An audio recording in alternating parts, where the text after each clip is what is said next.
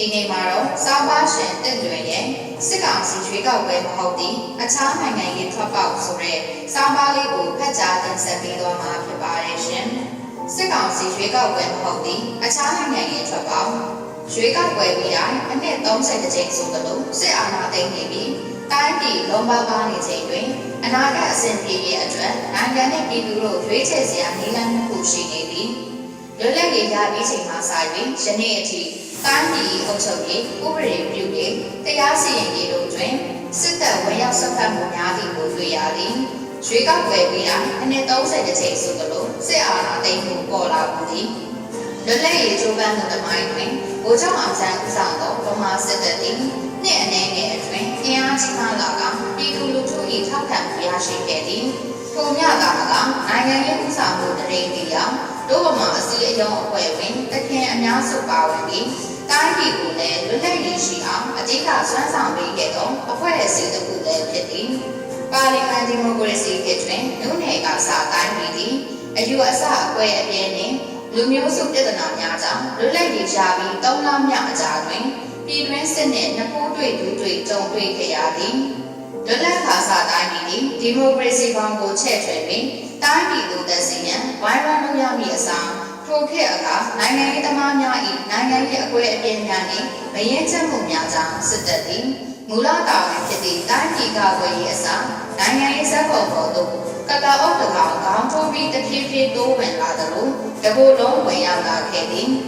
ထို့ကြောင့်စစ်တပ်သည်အကျဉ်းချင်းအာဏာသိမ်းပြီးနိုင်ငံရေးတွင်ကြီးစိုးရန်သာအနေထားခဲ့သည်ဗမာနိုင်ငံရေးစက်ပေါ်ပေါ်စစ်တပ်၏အာဏာသိမ်းမှုပထမဆုံးအစမ်းအာဏာသိမ်းမှုမှာ1958ခုနှစ်တွင်ဖြစ်သည်ထို့ကာလ ruling party ဖဆပကအဖွဲ့ချုပ်နိုင်ငံရေးအကွဲအပြဲဖြစ်စဉ်ကြောင့်စစ်တပ်ကအာဏာဝင်ထိန်းသည်ဟုပြောဆိုနိုင်သည်သို့သောဝန်ကြီးချုပ်ဦးနု၏တာတေစနေသားစာအုပ်တွင်ထိုကာလအာဏာလွှဲပြောင်းမှုဖြစ်စဉ်မှာမိမိထံပြည်သူလူထုအနှံထားသောနိုင်ငံတော်အာဏာကိုတပ်မတော်ခေါင်းဆောင်များကသိမ်းယူခြင်းဖြစ်သည်ဖြင့်အာဏာသိမ်းမှုကိုဖော်ပြထားသည်ထို့နောက်စစ်တပ်သည်1960တွင်ရွေးကောက်ပွဲပြန်လည်ပြုလုပ်ပြီးကအနိုင်ရပြည်ထောင်စုပါတီပခဆအစိုးရကိုတိုင်းပြည်အာဏာပြန်လည်လွှဲပြောင်းပေးခဲ့သည်သို့သော1962ခုနှစ်မတ်လ2ရက်နေ့တွင်တောင်ကြီးညီလာခံနှင့်ဖက်ဒရယ်မူကိစ္စအကြောင်းပြချက်ပြီးကနိုင်ငံတော်အာဏာကိုဗိုလ်ချုပ်နေဝင်းဦးဆောင်သောစစ်တပ်ကအလုံးစုံသိမ်းယူလိုက်သည်တော်လှန်ရေးကောင်စီအမည်ဖြင့်စစ်တပ်ကဗမာနိုင်ငံရေးတွင်ပါဝင်လာခဲ့ပြီး26နှစ်အကြာတွင်တမိုင်းဝင်ရှစ်လေးလုံးအရေးတော်ပုံကြောင့်1988စက်တင်ဘာလ18ရက်နေ့တွင်စစ်တပ်နောက်ခံရှိသောမြန်မာဆိုရှယ်လစ်လမ်းစဉ်ပါတီမဆလအစိုးရကိုဖျက်ချကအာဏာသိမ်းခဲ့သည်ထိုကာလအာဏာသိမ်းစစ်တပ်သည်ရွေးကောက်ပွဲလုပ်ပြီးစစ်တမ်းများပြန်ပြီးဟုကာကွယ်ရေးဦးစီးချုပ်ဗိုလ်ချုပ်ကြီးစောမောင်ကိုရိုင်းပြောခဲ့သည်1990ပြည့်နှစ်တွင်စစ်တပ်ကရွေးကောက်ပွဲလုပ်ပြီးရာအမျိုးသားဒီမိုကရေစီအဖွဲ့ချုပ် LRD ကအာဏာကမ်းပြုအနိုင်ရခဲ့သည်သို့သောစစ်တပ်ကခေါ်မပြီးအာဏာလွှဲပြောင်းမပြီးပင်နိုင်ငံရေးသမားများကိုဖမ်းဆီးအကျဉ်းချခဲ့သည်ထို့အပြင်စစ်အစိုးရအဖွဲ့အစည်းကိုနဝတနာအဖစသဖြင့်ပြောင်းလဲက2011ခုနှစ်မတ်လအထိအုပ်ချုပ်ခဲ့သည်စစ်တပ်စိတ်ကြောင့်ရေးဆွဲခဲ့သော2008ဖွဲ့စည်းပုံအခြေခံဥပဒေအရ2010 2015 2020တို့တွင်ရွေးကောက်ပွဲကျင်းပကဒီမိုကရေစီအသွင်ကူးပြောင်းမှုဖြစ်ပေါ်လာပြီးစစ်တပ်ထဲထဲဝင်ဝင်ပါဝင်သည့်အရသာအစိုးရများပေါ်ပေါက်လာခဲ့သည်ဒီ2017-2020 ဆယ်နှစ်တာကာလအတွင်းတိုင်းပြည်မှာနိုင်ငံရေးစီးပွားရေးလူမှုရေးပညာရေးကျန်းမာရေးစသည်တို့တွင်အထိုက်အလျောက်တိုးတက်မှုများရှိလာခဲ့သည်ထို့ပြင်ရေပေါ်နိုင်ငံရေးလှုပ်ရှားမှုများအားကောင်းလာခြင်းအရက်သက်အဖွဲ့အစည်းများ၏အခမ်းကဏ္ဍများပေါ်ပေါက်လာခြင်းအုပ်ချုပ်ရေးရန်ရာပိုင်းလက်ဆောင်မှုကိုကော်မရှင်ဖွဲ့ပြီးစောင့်ကြည့်အရေးယူခြင်းစသည်တို့ကိုတွေ့နိုင်သည်ကမ္ဘာ့ကပ်ရောဂါ COVID-19 ဖြစ်သောကာလများတွင်လည်းပြည်သူမှပြည်သူတို့မူဝါဒများဖြင့်အစိုးရနှင့်ပြည်သူလူထုပူးပေါင်းကကောင်းမွန်သောစီမံခန့်ခွဲမှုများဖြစ်ပေါ်ခဲ့သည်သို့သောထိုအရာများသည်စစ်တပ်၏မစားရသည့်အမဲတဲနှင့်ပတ်သည်ဆိုသလို2020ရွေးကောက်ပွဲသည်မဲမတမာမှုဖြစ်တည်မှုသောဆွဆွဲချက်ဖြင့်ပြည်သူလူထု၏ဆန္ဒကိုသာမက၎င်းတို့၏ဖွဲ့စည်းပုံအခြေခံဥပဒေပြဋ္ဌာန်းချက်များကိုပါမျက်ကွယ်ပြုက2021ခုနှစ်တွင်အာဏာဖတ်သိမ်းပြန်သည် PD ကိုကြည့်ခြင်းအပြင်မြန်မာနိုင်ငံတွင်ကြာရှည်သောဆရာနာသိမ်းမှုများသည်ပြန်များနှင့်30ခြားတကာပေါ်ပေါက်လာသည်ဟုသုံးသပ်နိုင်သည်စစ်တပ်သည်မြန်မာနိုင်ငံရေးတွင်ဝင်ရောက်ကြီးစိုးနိုင်ရေးကိုသာအလေးထားခဲ့သည်အာဏာသိမ်းကာလနိုင်ငံရေးအခင်းအကျင်း2021ခုနှစ်အာဏာသိမ်းစဉ်မြန်မာနိုင်ငံတမိုင်းတွင်တနိုင်ငံလုံးအတိုင်းအတာလူထုအုပ်ချုပ်မှုအားကောင်းမောင်းတန်ထွက်ပေါ်လာခဲ့သည်စီရီယန်လှုပ်ရှားမှုများ၊ကြားနာလူထုတိုက်ပွဲများ၊တပိတ်များစသဖြင့်အကြမ်းမဖက်နည်းလမ်းဖြင့်ဒီမျိုးစုံတော်လှန်ခုခံခဲ့ပြီးဖက်ဒရယ်နှင့်ဒီမိုကရေစီကိုလိုလားကြောင်းတနိုင်ငံလုံးအတိုင်းအတာအတန်တညီတစ်ညွတ်ထဲထွက်ခဲ့ကြသည်သို့သောစစ်တပ်သည်မြန်မာပြည်သူလူထုကိုရန်မျိုးကြီးစွာရရဆက်ဆက်တပ်ဖြတ်ခဲ့သည်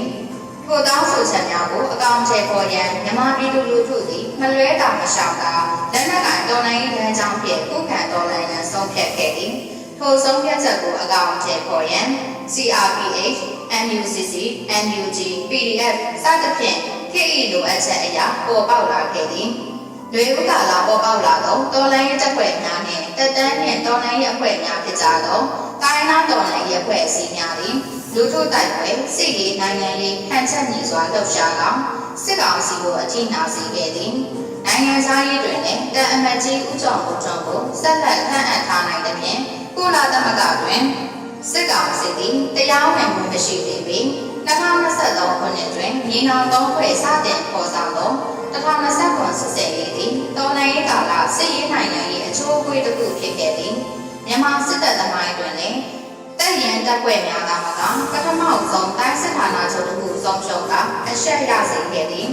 ထို့နောက်2024ခုနှစ်တွင်အာရခတပ်တော် ULA AA သည်အနောက်ပိုင်းတိုင်းစစ်ဌာနချုပ်အပါအဝင်ရခိုင်ပြည်နယ်မှမြို့နယ်14ခုချင်းပြည်နယ်မှမြို့နယ်တစ်ခုတို့ကိုတိတ်ပိုက်ထိန်းချုပ်ထားနိုင်ခဲ့သည်နောက်ဆက်တွဲအဖြစ်ယခုနှစ်2025တွင်တော်လှန်တပ်ဖွဲ့များကတိုင်းပြည်ဧရိယာတဝက်နီးပါးထိန်းချုပ်ထားနိုင်သည်ကိုတွေ့ရသည်ထိုအချက်ကိုစစ်ကောင်စီသည်နိုင်ငံအတွင်းမြို့နယ်330ကျော်ရှိသည့်အနက်100ကျော်တွင်သာရွေးကောက်ပွဲကျင်းပပေးနိုင်မည်ဖြစ်ကြောင်းကြေညာချက်ဖြင့်ခိုင်မာစေခဲ့သည်အာဏာသိမ်းကာလ9နှစ်တာကာလတစ်ချောင်းမြေပြင်တွင်တော်လှန်ရေးတပ်ဖွဲ့များကိုစစ်ရေးအရာမရှင်နိုင်သောအခါစစ်တပ်သည်တော်လှန်ရေးတပ်ဖွဲ့များနှင့်မြန်မာပြည်သူလူထုအားရရဆက်ဆက်မီးရှို့ဖျက်ဆီးလျင်ရန်ဖြင့်ပုံကျဲတိုက်ခိုက်မှုများပြုလုပ်ဆဲဖြစ်သည်တပူပေါ်နှစ်ပူဆင့်တဘာဝဘေးအန္တရာယ်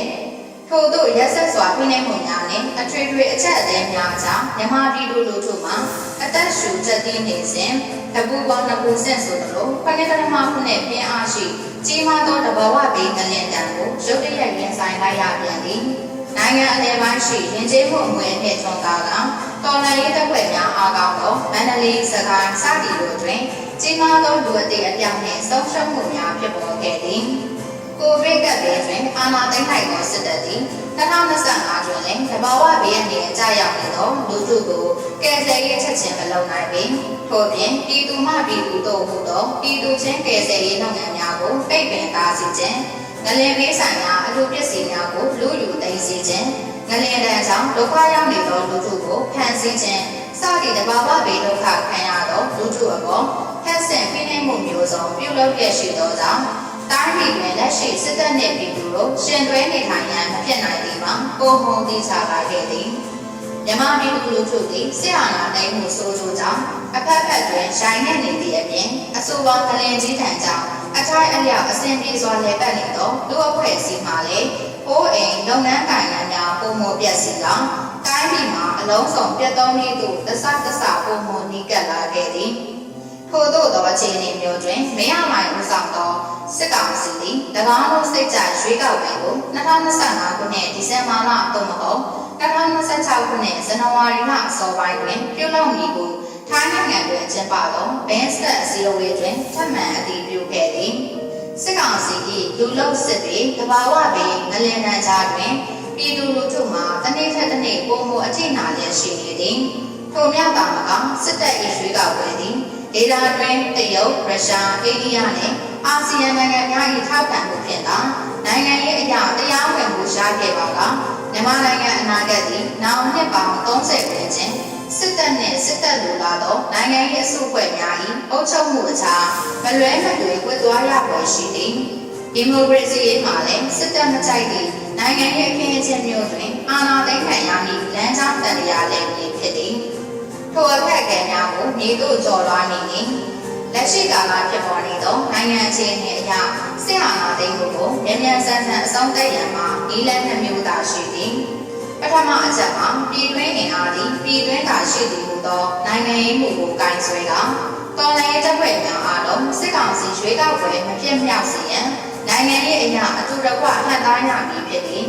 ထို့အပြင်တပ်ဆိုင်ရာတော်လှန်ရေးအဖွဲ့အစည်းများအားလုံးသည်တော်လှန်ရေးစီးပွားကိုကျိုးစီးပွားများကိုပေးချပြီးပြည်သူလူထုမျက်နှာကြည့်တာစစ်တပ်ဌာနချုပ်များရှိရာမြို့များကိုအချိန်မဆွဲလာမည့်နှစ်နှစ်အတွင်းအတူတကွသိမ်းပိုက်နိုင်ရမည်သို့မှသာလက်ရှိအခက်အခဲမြန်မြန်အပြေပေါ်မည်ဖြစ်ပြီးခေတ်အဆက်ဆက်ကင်းလုံးခွင့်ရနေသောစစ်ကောင်စီတပ်၏လူအခွင့်အရေးချိုးဖောက်မှုစစ်ရာဇဝတ်မှုလူမျိုးတုံးတပ်ဖြတ်မှုများကိုတာဝန်ယူတာဝန်ခံကခုံရုံးတင်စစ်ဆေးအပြစ်ပေးနိုင်မည်ဖြစ်သည်သို့မှသာပြည်သူလူထုလည်းထိခိုက်ဆုံးရှုံးမှုလျှော့နေကပြန်လည်ထူထောင်ရေးလုပ်ငန်းများအလျင်အမြန်ဆောင်ရွက်နိုင်မည်ဖြစ်သည်ဒုတိယအချက်မှာကမ္ဘာကုလသမဂ္ဂပါဝင်လာရေးဖြစ်သည်အုပ်ချုပ်ရေးရန်ရာရှိသည့်နေပြည်တော်တွင်ငလင်ထံကြောင့်အစိုးရရဲ့အများအပြားပျက်စီးနေသည်တိုင်းပြည်တစ်ပြည်လုံးလွှမ်းမိုးနိုင်စွမ်းမရှိသလိုအုပ်ချုပ်နိုင်စွမ်းလည်းလျော့နေနေသည်မှာလက်တွေ့ပင်ဖြစ်သည်